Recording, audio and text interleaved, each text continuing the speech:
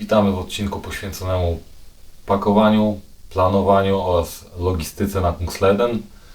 Pokażemy Wam w tym odcinku, co mieliśmy ze sobą, co się sprawdziło, a co nie. Jak się przygotowaliśmy do tego wyjazdu, skąd braliśmy informacje. Poprzez wyżywienie, jakieś tam kwestie medyczne, transport itp. itp. No to zaczynamy. Rzeczy, które mieliśmy na sobie. Spodnie marki Fjällräven, spodnie typowo techniczne. Są przede wszystkim przemyślane bardzo, jest dużo takich detali od wywieczników. Wywieczniki na dole, wywieczniki u góry. Ułatwia to sprawę, gdy po prostu zmienia się temperatura i chcemy mieć lepszą wentylację podczas chodzenia. Robią robotę, można te spodnie też woskować specjalnym woskiem. Kolejna rzecz to koszulka z wełny merino firmy Icebreaker. Co decydowało przy wyborze tej koszulki, to przede wszystkim wełna merino. Wiadomo, ma fajne właściwości, ale drugą sprawą była kwestia wagi. Ona jest naprawdę bardzo lekka. Kolejna koszulka, którą miałem, to akurat brubek, ale typowo syntetyczna, bez żadnej wełny merino. Kolejna trzecia, na zmianę tylko akurat nie mój rozmiar, a rozmiar Aliny, bo moja gdzieś się podziała. Chodzi o to, że to jest też taka techniczna koszulka firmy Targard z dodatkiem włókna z kokosa i chyba kawy. Też przyjemna, fajnie się to nosi, jest przede wszystkim lekka. Spodenki na cieplejsze dni, typowe spodenki z Decathlonu, także spodenki do biegania, bardzo przyjemne, też leciutkie, nic nie ociera, mają tutaj taką dodatkową wyściółkę w środku, czarną, dużo nie kosztują, w porównaniu na przykład jak do tamtych spodni z Fjällrävena, to kwestia groszowa, naprawdę bardzo fajne spodenki. Bluza Raba. Też kryterium wyboru tej bluzy to przede wszystkim waga, jest lekka. Kurtka wiatrówka, też z firmy Rab. Też kryterium, zostaw to. Kryterium, nawet kot się zainteresował. Kryterium wyboru to przede wszystkim waga, też jest bardzo lekka. Ma taką tą podstawową warstwę hydrofobową. Fajnie się to nosi, jeśli chodzi o komfort termiczny, też było fajnie na szlaku. No i kolejna rzecz, nad którą długo się zastanawiałem, to kurtka typu Gore-Tex z Arc'teryxa. Trochę czasu nad tym spędziłem, zanim ją wybrałem, bo to mówię, też wiadomo, no, płaci się za samą markę, ale no jest tutaj jakoś, czuć tą jakość i kupując tą kurtkę kierowałem się tym, żeby była to kurtka na lata. Jak zawsze byłem przyzwyczajony do Gore-Texów, że są właśnie ciężkie, szeleszczą mocno i po prostu człowiek się w nich cholernie poci, to tu tego tak nie ma. I nie pociłem się w niej. Ma też, wiadomo, wieczniki pod pachami. To wszystko jest tutaj zabezpieczone właśnie, żeby to nie zamakało. Kaptur jest rewelacyjny, bo ma ściągacze, to jest w formie takiej czapki z daszkiem zrobionej, że właśnie jak nam się głowa obkręca, ten kaptur chodzi razem z nami. Z bielizny na chłodniejsze wieczory. Odzież merino z Icebreakera to jest bodajże 125. Kolejna ważna sprawa w chodzeniu to już typowo bielizna, czyli gacie z Under Armoura. Tylko nie jest to ta wersja bawełniana, tylko z tego materiału syntetycznego. Nie pamiętam dokładnie, jak one się nazywały. Na szlaku miałem takie 3 pary. No bielizna, bym powiedział, jak dla mnie idealna.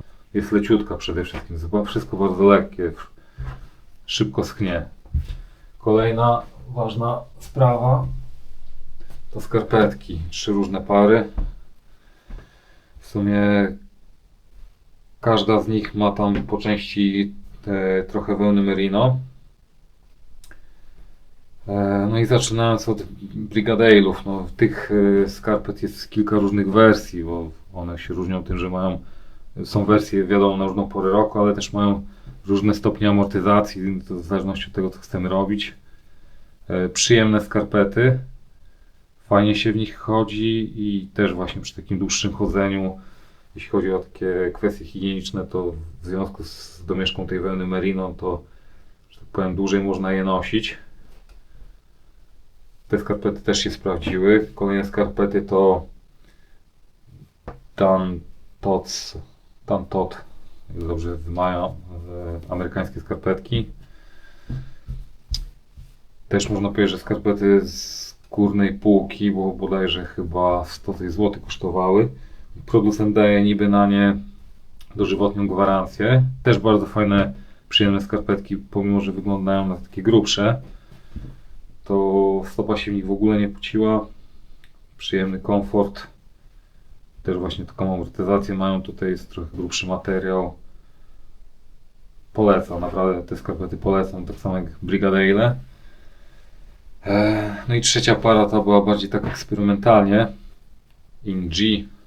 Dochodzenia też są spoko, ale o ile chodziłem po płaskim, chodziłem pod górkę, to nic się nie działo, było komfortowo, fajnie też jeśli chodzi o tam komfort termiczny, żadnych otarć, ale już przy schodzeniu z górki, nie wiem czy to po prostu z racji tego, że mam stopy jakie mam, czy być może chodzi o ten materiał tutaj, to po prostu wrzynało mi się każde tutaj te wcięcie, co jest po prostu na każdy palec. Ten materiał mi się po prostu wrzynał pomiędzy palce, no i to nie było zbyt przyjemne.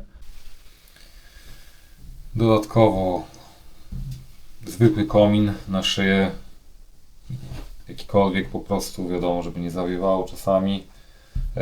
Czapka, też z Decathlonu. Sprawdziła się, no to myślę, że bez sensu było przepłacać. Zwykła czapka, po prostu wiadomo, też w miarę lekka. Rękawiczki też z Decathlonu. Tu od środka mają skórę. Jak było chłodniej, to ich używałem. Też szybko schną, są w miarę przewiewne, ale dają komfort cieplny. No i czapka z daszkiem, bo mnie słoneczko potrafiło przyświecić, więc tutaj tak jakby każda będzie dobra, o ile też nie będzie za ciężka. Tu wiadomo, wszystko się sumuje. No i najważniejsze, czyli buty. No tu już tutaj te buty są trochę dojechane. Buty Merrell to jest model Agility Peak 5. Przede wszystkim jest bardzo dobra amortyzacja. Teraz już te buty są trochę ubite. Amortyzacja i przede wszystkim te buty mają bardzo dobrą przyczepność. Jest masa recenzji o tych butach, więc jak ktoś jest zainteresowany, może sobie poczytać. W co warto zainwestować do takich butów, żeby one się szybciej nie zużywały, tak jak tutaj u mnie. No, niestety mi się trochę buty szybko przycierają. To są takie specjalne wklejki. To są tak zwane beard patche. Wkleja się po prostu albo tutaj napięte, taki element, lub tutaj właśnie w newralgicznych miejscach, gdzie jest materiał. I to zapobiega właśnie temu, co tutaj się zadziało, czyli temu przycieraniu. No, w związku z czym te buty mogą nam dłużej posłużyć. Nie możemy się dłużej nimi cieszyć i na pewno w każdej kolejnej parze to już będę tego używał, nauczony na swoich błędach. No mówię, buty się nie rozklejają. No mam zaufanie do tych butów po prostu. Są wygodne, nic tu nie uciska, rozmiarówka jest w miarę dobrze dopasowana, więc tam nie trzeba z niczym kombinować. No i najważniejsza sprawa, która kierowała przy wyborze tych butów na ten szlak akurat, gdzie widzieliśmy, że może padać, jest dużo właśnie cieków wodnych, to to, że pomimo tego, że one szybko przemokną, to szybko schły. Więc buty typu Gore-Tex czy co, one by się sprawdziły do pewnego momentu, dopóki by nam nie nabrały wody, a później byłby problem, żeby się tej wilgoci ze środka pozbyć. No i też wiele osób pytało, czemu w takich butach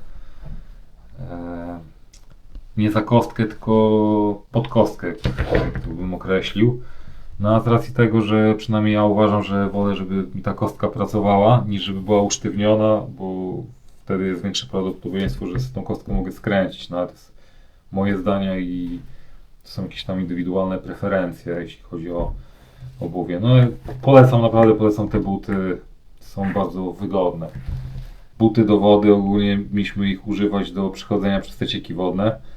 No ale jak zobaczyliśmy, ile tego jest, jak często to występuje, to stwierdziliśmy, że lepiej chodzić w tych merelach i je moczyć, niż marnować czas na zakładanie i ściąganie tych butów. To są buty bodajże Chińczyki, no, kupione na Allegro po prostu, jakieś tam tanie. One się sprawdzały jako po prostu takie kapcie, żeby później stopa mogła odpocząć po całym dniu. Niektórzy na szlaku nosili klapki. No pytanie, czy jest lżejsze, bo trzeba to zważyć. No ale na pewno takie drugie buty do noszenia w czasie odpoczynku, żeby nie łazić po tych kamieniach, no są jak najbardziej wskazane. Lecimy dalej.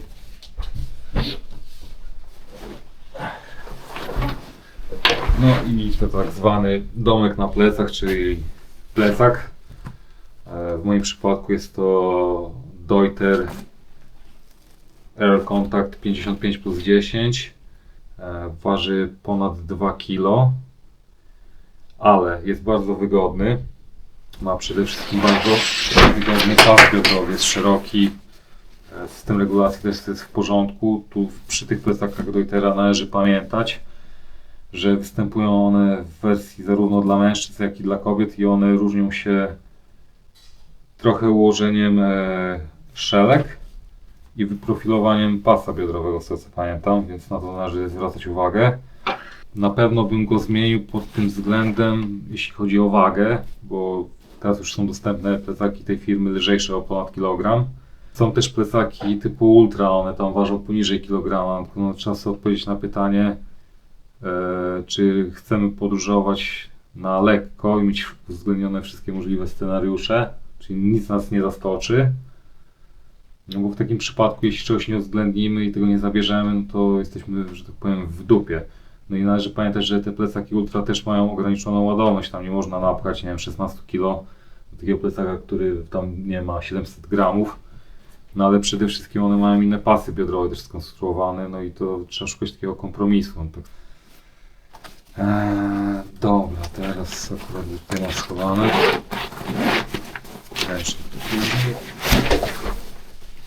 Śpiwór. Śpiwór z Fjorda Nansena, model Svalbard. On występuje w różnych rozmiarach, no ja mam 1,90 m, więc wiadomo, że XL-ka była dla mnie najbardziej odpowiednia. No i wiadomo, że wraz ze wzrostem rozmiaru wzrasta waga, ale i tak ten śpiwór waży coś około kilograma chyba, więc nie jest źle. Bardzo ciepły śpiwór, fajny, przemyślany. Też są recenzje gdzieś tam o tym śpiworze. Jak na warunki panujące na Cooksleden, sprawdził się znakomicie. Też ma tu kieszonki w środku do przytrzymywania jakichś tam rzeczy, baterii, żeby nam to nie latało, żeby mieć to przy sobie. Tak, ten śpiwór ma wypełnienie 900 kujnów. Jest to puch gęsi, z naszych polskich gęsi. Mata z Thermalesta. No całej może nie będę rozwijał, bo to mata jak mata. Co w niej jest fajnego? Ma tą izolację, więc ona już jest nawet, ma ten współczynnik, nie pamiętam jak on się nazywał. Na warunki zimowe można jak najbardziej używać tej maty. Jest ciepła, ona w środku ma taką folię, więc to ciepło jest od nas odbijane. Tu jest worek do pompowania. Na początku miałem z tym trochę trudności, ale mówię, parę razy człowiek nabiera wprawy. Zawór nie przepuszcza, fajnie się na tym śpi, nic nie przydziurawione. Wiadomo, że tej maty też trzeba używać w miarę świadomie, czyli nie kłaść na nieoczyszczony grunt na pałę. No bo wiadomo, to są, to jest lżejszy tym materiał, wiadomo, no niekoniecznie musi być tak wytrzymały jak przy rzeczach, które są cięższe. No ale maty też występują w różnych rozmiarach. Też trzeba mieć to na uwadze przy zakupie. oraz występują w kilku modelach i różnej szerokości, bo można nawet sobie taki materac zamówić. No i oczywiście do każdej maty jest dołączony zestaw naprawczy, taki zestaw też mieliśmy przy sobie, w razie czego. Wszystkie rzeczy, które mieliśmy ze sobą, mieliśmy popakowane w takie różne drybagi, jak ja to mówię. Do plecaka był dokupiony pokrowiec Deutera, przeciwdeszczowy, zwykły pokrowiec po prostu. No czego tu brakowało? A brakowało jednej rzeczy, na którą już teraz zwracamy uwagę. W większości takich pokrowców jest ściągacz od dołu, więc jak założymy to na plecak i dociśniemy, to jest tylko ten element, który to trzyma. No jak było widać w odcinku drugim na Kungsleden, gdzie były porywiste podmuchy wiatru z różnych stron, to potrafią nam zwijać te pokrowce. Więc widzieliśmy, że są pokrowce robione ze ściągaczami na krzyż, czyli tu jest dodatkowo od góry, od dołu i po bokach to się spina plecak i wtedy mamy gwarancję, że nam ten pokrowiec nie puści. Nie wiem, czy po prostu takiej modyfikacji sobie nie zrobimy. Kolejna rzecz to poduszka turystyczna, też firmy Sea2 Summit. No jest malutka, no widać po złożeniu, to jest jak dłoń. No i najważniejsza rzecz, czyli domek. W wersji Huba Bikepack 2, oczywiście bez tego pokrowca, bo ten pokrowiec można normalnie do roweru doczepiać, jak ktoś podróżuje. Dodatkowo pod ten namiot kupiliśmy tak zwany footprint.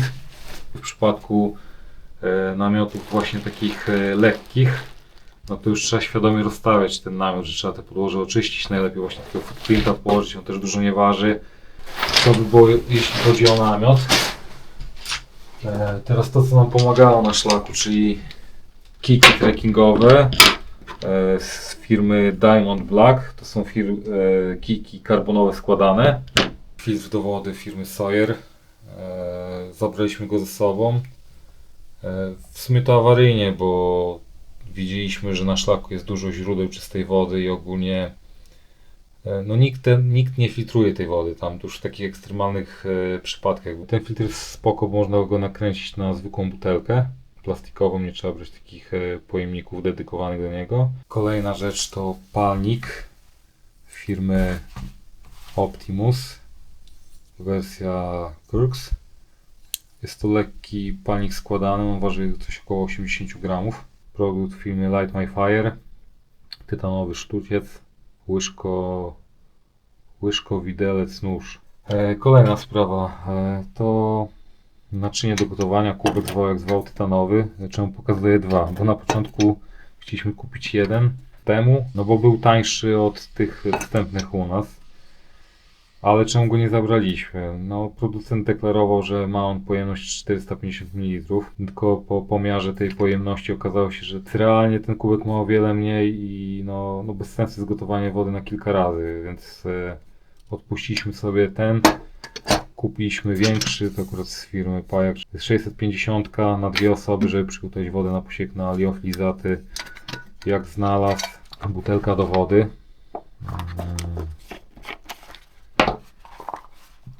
Ona była przydatna do nabierania wody z potoku czy z różnych tam źródeł. Jeśli chodziło później o transportowanie tej wody z boku gdzieś z plecaka, no to przy plecaku no to niekoniecznie ona się sprawdzała, bo była giętka, po prostu to pracowało, wszystko potrafiło się to wyginać, więc no nie do końca ona się sprawdza w przenoszeniu, czy też nawet piciu z niej tak bezpośrednio. Kolejna rzecz, jak jesteśmy przy wodzie, no to będzie jedzenie. To akurat mieliśmy w głównej mierze liofilizaty.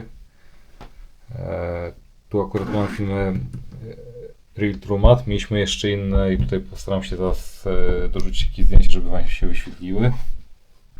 Liofilizaty tej firmy nie są tanie, ale są smaczne.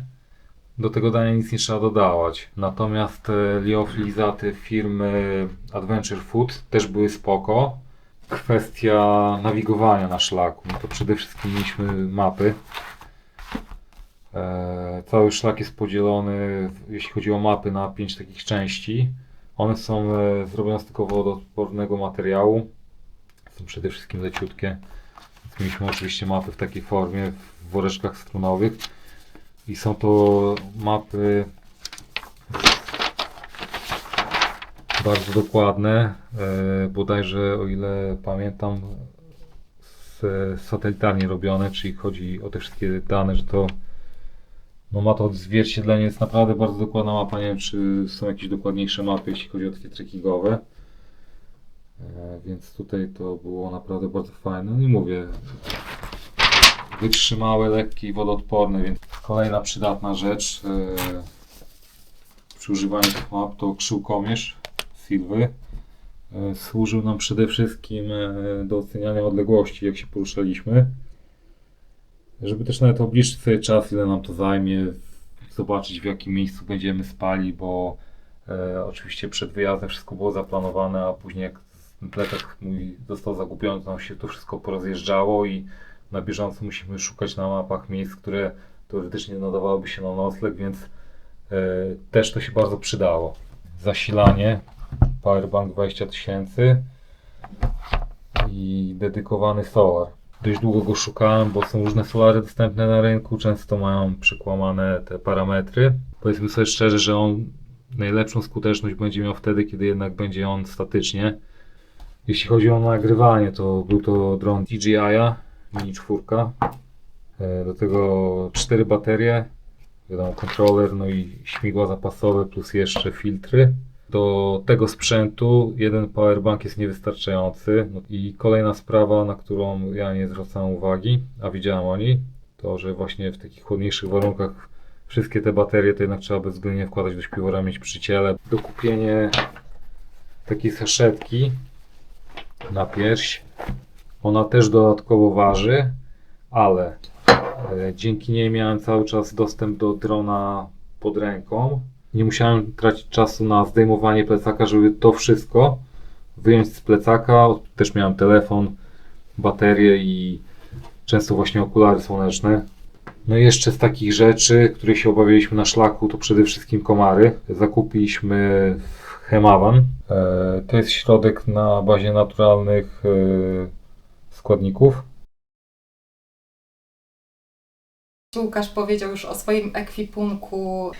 Ja zacznę od plecaka, a mianowicie plecaka, którego używałam, to był plecak marki Gregory Maven 55. Jest to plecak typowo przewidziany dla kobiet. Dlaczego? Dlatego, że na plecach stelaż jest zaprojektowany, jeśli chodzi o układ bioder, czy też sylwetki kobiecej, typowo dla kobiet. Minusem tego plecaka było to, że dołączony do zestawu jest pokrowiec. Jest taki, że po prostu ma tylko i wyłącznie jedną tutaj niteczkę wzdłuż pleców, co było niewystarczające przy wiatrach, które były pokazane w drugim odcinku naszej wyprawy, przez co po prostu ten pokrowiec sobie sfrunął. Druga rzecz, spodnie. Spodnie też tak samo jak i Łukasz, widzieliście jak on przedstawiał, to są spodnie firmy Fjällräven. Spodnie same w sobie są rewelacyjne. Są to spodnie damskie dla kobiet. Są one szersze w biodrach, co jest bardzo istotne, bo no, biodra jednak mamy wydatniejsze, w związku z czym są wygodniejsze tu w tej części. Ta część materiału jest wzmocniona, natomiast reszta jest rozciągliwa, tak jak i w wersji męskiej. Dalej, następna rzecz, która też mi umila życie, tu pokażę na przykładzie Łukasza, bo moje niestety zostały w innym miejscu i niestety mam tylko i wyłącznie, mogę się posiłkować Łukaszowymi leginsami, można powiedzieć. Damskie wyglądają identycznie, też marki Icebreaker i też 125, jeśli chodzi o merino. Następna rzecz, którą mamy, Łukasz o nich chyba nie wspomniał, to są skarpety Dexshell. Są skarpety wodoodporne. Skarpetki marki Birkdale, niektóre są z domieszką merino, nie wszystkie z merino są tylko i wyłącznie te bodajże, czy te, nie, te, przepraszam, z merino są tylko te. skarpety, natomiast te są z właściwościami Cool Light, inną domieszką z syntetyku, bardzo fajne i dobrze się sprawiły na zejściach, podejściach, ani nie ściągały się gdzieś tam na piętach, tylko ładnie trzymały fajnie stópkę w ryzach, że tak powiem. Odkładam je i co ważne, do spania zakładałam skarpetki tylko i wyłącznie z wełną merino. Rękawiczki Wikinga, już je kiedyś podpatrzyłam u innego trekkingowca. Czapka Fjallräven, bardzo leciutka, tylko i wyłącznie merino w niej w środku. No, ratowała mi uszy przed jakimś wiatrem czy chłodniejszą pogodą. Z kominem nie było żadnego problemu. Ja go rzadko kiedy używałam w zasadzie na Kungsleden, bo nie było takiej potrzeby. Dodatkowo miałam używać tego oto kapelusza. Też kupiłam sobie z firmy Fjallräven, niby wszystko fajnie, w porządku, fajna, mała, na małą głowę, ale on był taki szeroki na mnie, że po prostu czułam się jak Pippi Langstruck i pewnie tak wyglądałam momentami. Tego kapelusza używam tylko wtedy, kiedy naprawdę słońce świeciło bardzo, bardzo mocno. Dobra, przechodzimy do koszulek. Koszulki firmy oczywiście Icebreaker, bardzo je lubię. Są na tyle uniwersalne, że zawsze mi się sprawdzają, jeśli chodzi o wycieczki, szybkość schnięcia, czy też szybkość dogrzania się. One są też z wełną merino, tutaj 125 Cool Light. Naprawdę nie pociłam się w nich jak świnka przysłowiowa. Bardzo dobrze oddychające i zapewniające komfort, komfort termiczny. To dwie takie.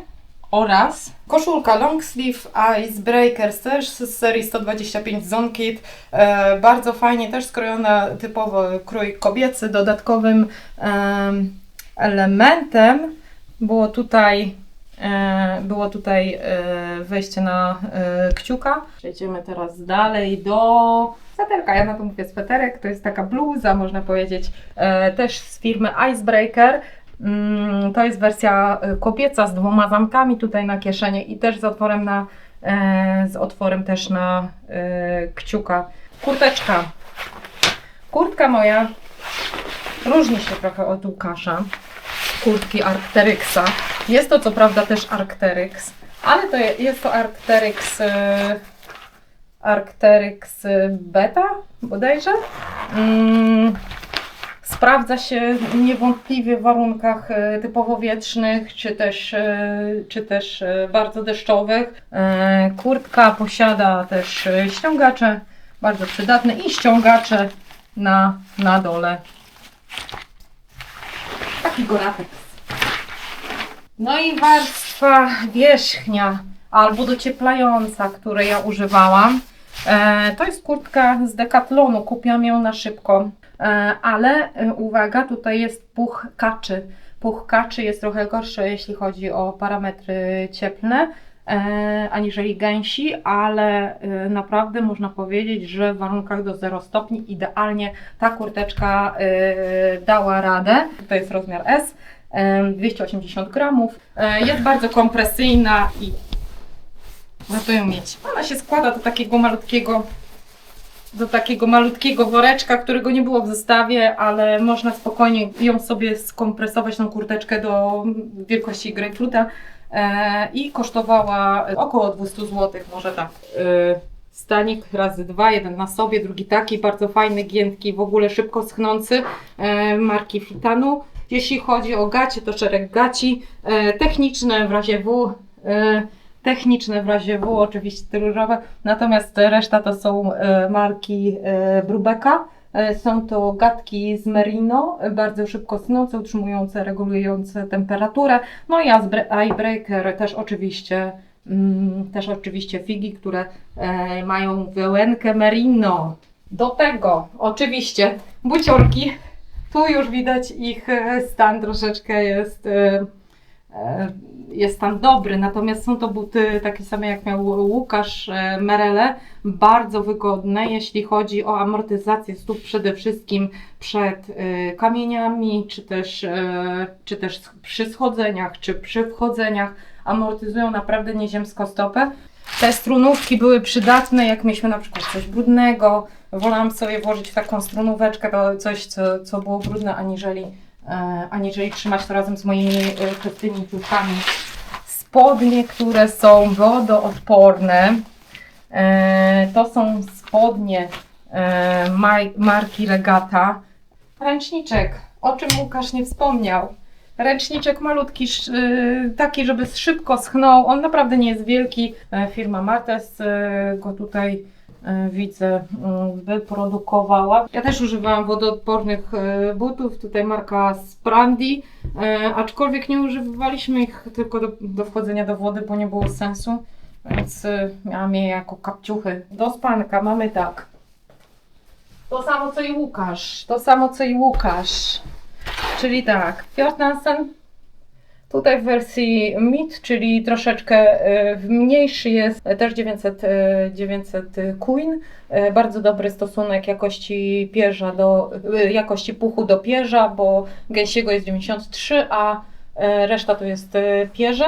Natomiast jeśli chodzi o poduszeczkę, identyczna poduszka Sia Summit, też Aerospilos Ultralight Regular, no i Thermarest Neoair X-Lite NXT, bardzo wygodna mata do spania. Ona wygląda, tutaj jest pokazane jak to wygląda po napompowaniu. To waży zaledwie 370 gramów, śpiwór około 900 gramów. Zwykła pianka do siedzenia, uniwersalna, bardzo lekka, z 10 gramów być może, nie więcej. Kiki marki Diamond Black, też składane. Dodatkowo zamieściłam tu sobie power tape'a, po to, że w razie mogłam go sobie użyć, co jest też istotnym elementem. No i teraz te pierdoły, o czym nie wspomnieliśmy jedząc. To jest moja łyżka też z Fjord Nansena, ona jest tytanowa. Nie wspomnieliśmy o kubku, który był produkcji szwedzkiej. Te kubeczki były bardzo lekkie, były wykonane z tworzywa sztucznego, były bardzo elastyczne, w związku z czym można je było włożyć jeden w drugi. Mieliśmy też w wyposażeniu scyzorek, bardzo przydatna rzecz. No okulary tutaj okleję, jakaś czołóweczka przydatna, jak zrobiło się troszeczkę ciemniej. Wzięliśmy też trochę niepotrzebnie miskę. Miska jest składana, nie jest ona ciężka, ale zupełnie nam się nie przydała na szlaku. Piłka oczywiście do masażu, piłeczko nie uciekaj, piłka do masażu mięśni, raz na jakiś czas skorzystaliśmy z niej, bardzo lekka też. No i tutaj też oczywiście zapalniczka. I czego Łukasz nie miał, Alina miała, ale nie użyła na szczęście, bo nie było aż takiej potrzeby. To jest siatka na meszka, tak zwana, na muszki, komarki i tak dalej. Elektronika, wszystko zamieszczone miałam tutaj w takim pojemniczku.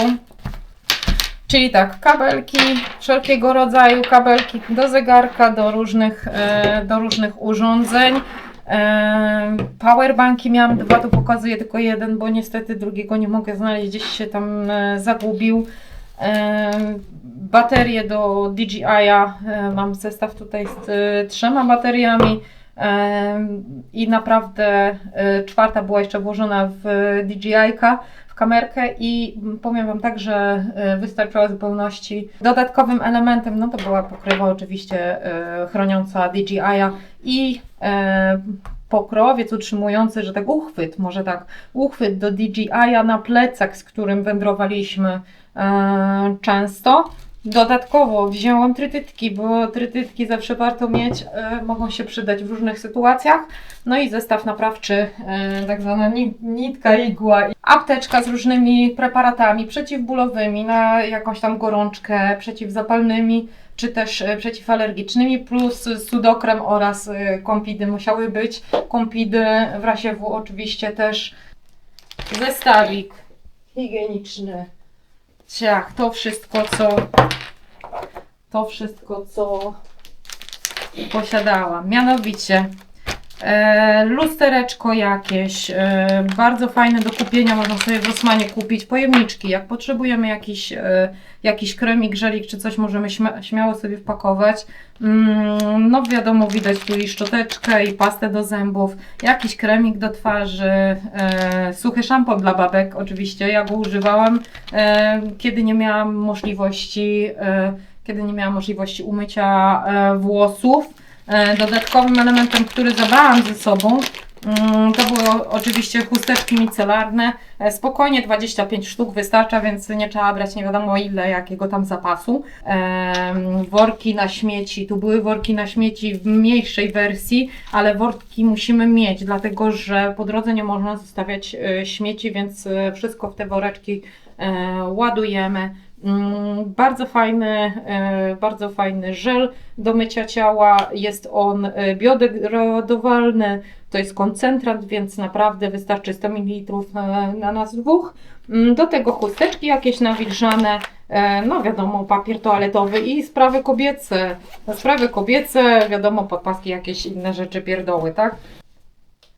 No i co? I chyba w zasadzie to wszystko z Łukaszem omówiliśmy już, to co było potrzebne na szlaku. Damski plecak, mój plecak nie przekraczał oczywiście tamtych 13 kg, jeśli chodzi o Łukasza, no to na pewno nie więcej niż 15 kg.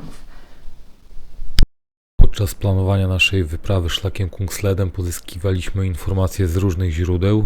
W dużej mierze były to kanały innych youtuberów, gdzie można było dokładnie obejrzeć, jak wygląda ten szlak. Kolejnym źródłem były strony internetowe, także strona oficjalna STF, gdzie można było zasięgnąć informacji na temat przepraw łodziowych.